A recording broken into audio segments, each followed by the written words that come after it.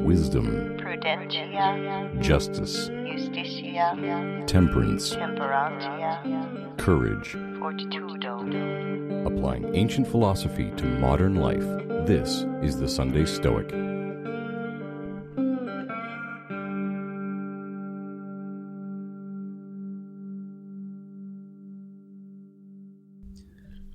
Welcome, everyone, to the Sunday Stoic Podcast. This is Steve coming to you from Conway, Arkansas, and we are going to continue with 3 readings this week from the Meditations of Marcus Aurelius from Book 5.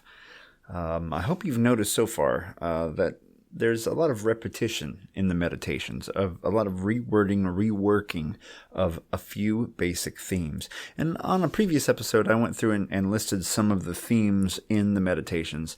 Remember, Marcus had a very strong foundation in philosophy, but that doesn't mean it comes to you when you need it, that you have it at hand, that you have it fully memorized so that it comes up when you want to act. So you might act against your values instead of with your values, unless you keep your mind steeped in the color of philosophy, as they might say. So what's he do? He rewords things. He writes about things from different angles to remind himself of how he wants to act, of how things are, the way he thinks the world works, how his cosmology works, how humans should interact with each other, how we relate to society, how we relate to deity, how we relate to the life and death. And he reworks that over and over again. Reminders not to get mad, not to get caught up and angry about things that are happening. And he does that day in and day out in these journals. And it's something we could consider doing ourselves when we are writing. Don't feel bad if every page of your journal is kind of similar to the one from the last time, because that's exactly what the Meditations is like.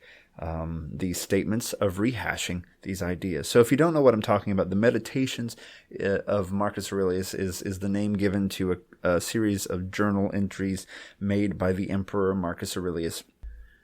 These journals were recorded at various times and various places. I don't know if we know exactly, but for example, I know he wrote some of it in what is now Austria, near I think Vienna, and probably some of it from Rome. But he writes to remind himself of his life philosophy.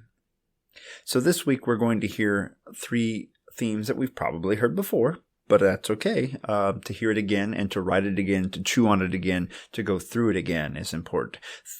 Think about how religion works. I grew up in the Catholic tradition, and every year is a cycle. You go over the same stuff over and over again, and that's how you're meant to internalize it. And the same thing can be applied to this philosophy. In the first reading, he reminds himself to pay attention to the ultimate, the deity that controls all things in his case. In the next reading, he mentions his relationship to humanity. Remember, he's an emperor, so he has to think about things from that perspective, as well as the normal everyday stuff we have to worry about. And he reminds himself of how to deal with society, how to not feel that he's put out by his job, and things like that.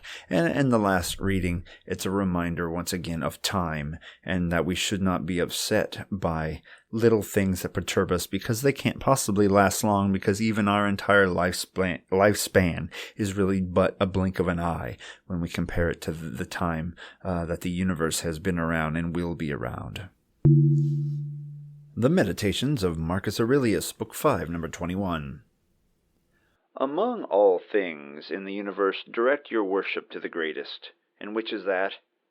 It is that being which manages and governs all the rest. And as you worship the best thing in nature, so you are to pay a proportionate regard to the best thing in yourself. And this is akin to the deity. The quality of its functions will discover it. It is the reigning power within you which disposes of your actions and your fortune. Number 22. That which does not hurt the city or body politic cannot hurt the citizen.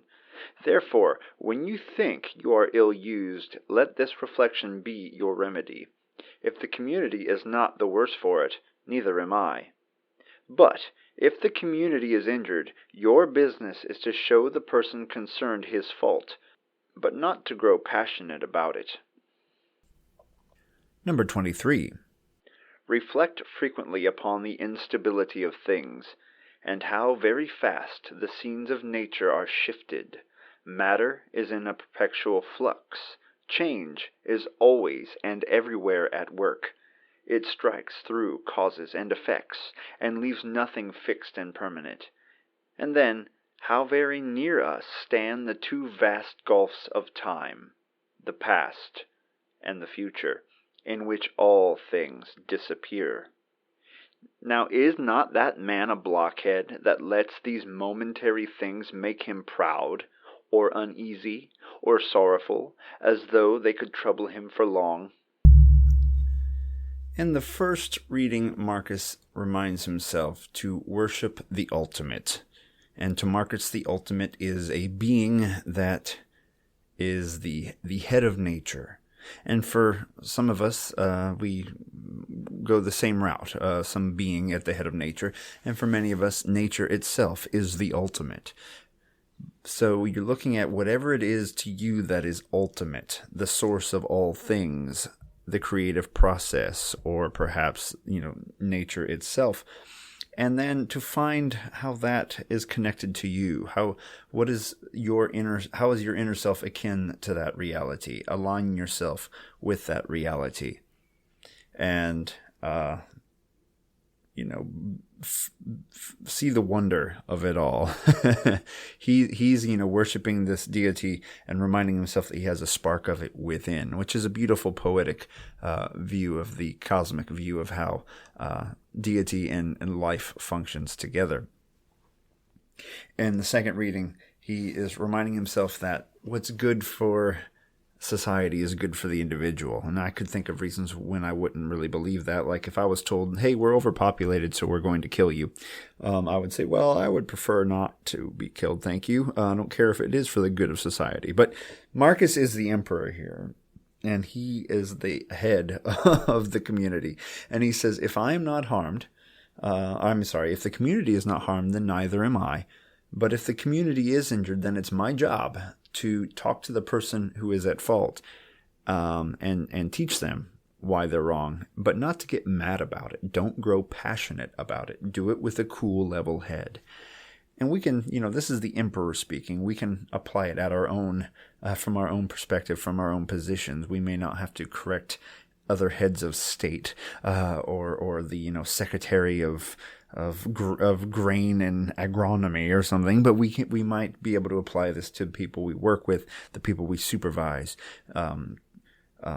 If things are going okay, we're not injured by slight hiccups, but we can correct the individuals at fault, but do so without anger if possible. And the last one, reflect on the fact that all things are unstable.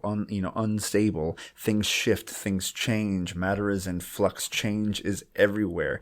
And before us and behind us are the eternal, endless gulfs of time, into which we sprang, into which we will slip away. So don't let things bother you too bad. Don't worry, be happy. We're only here for a moment, and then we will be gone again. So why should we get too upset by events that are uncontrollable?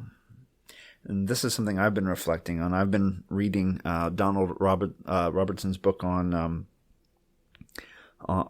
resilience, and I have been trying some of the exercises in there that he talks about, and I am still struggling internally. I'm bad with inner dialogue and slipping away, where I get worried about things, and my house has had some structural issues with the foundation that we notice, and that freaks me out because I realize that then I won't be able to sell it for as much when I want to move, and then I'm worried that means I'll be stuck in Arkansas forever, and I don't want to retire here. And all these things go through my head that won't shut up. And I get worried. I get anxious. I can actually make myself practically ill from it. I've always been kind of an anxious person, which is why Stoicism calls to me. Not that I'm naturally good at it, but that I want to be less perturbed, as Epictetus might tell us. And so I'm thinking about the fact that things change, and I try to meditate and imagine my position in nature, the kind of like reading number 1, aligning myself with the ultimate, and trying to remember that I'm part of this beautiful thing we call nature, all that is, all that was, all that will be, the cosmos. And that doesn't mean I'll be conscious through much of it, but I will slip away once again soon, and I should not get too worried about things I can't control. And one of the exercises that comes up in Donald's book, he gets it from elsewhere as well. If you ever get a chance to check out the book, Get Out of Your Mind and Into Your Life, some of this is drawn from that text. It's a good book. You should check it out as well. But they talk about taking repetitive thoughts and turning them into a silly voice, or repeating a word over and over again, or turning your worried thoughts into a radio station. So as I end the podcast today, I'll give you a glimpse inside of my head and this worrisome radio station that helps me alleviate some of my stresses. To remember that this stuff won't last long. We'll get over it. Let's have a little fun with it and not let it grab us so tightly. From the Chrome Dome at Steve's Head, you're listening to WRRY Radio, broadcasting from ear to ear. And now, the worrisome news. Thanks, Steve. Well, was that crack in the drywall before? Is that new? Maybe you should walk around the house and obsessively look for more cracks. Oh, termites might get in from outside if there's any cracks in the foundation. Then, this house won't be worth anything. You're working every day to make payments for something that's worthless. Oh, boy. And what if your son doesn't make any friends? What if he can't make any friends? What if he's too weird? Oh, my gosh. What are you going to do then? And, oh man, well, what if you lose your job tomorrow and your car breaks down, and oh man, you're not going to sleep tonight, are you? Man, those foundation repairs are expensive. Da da da da da da da da da da.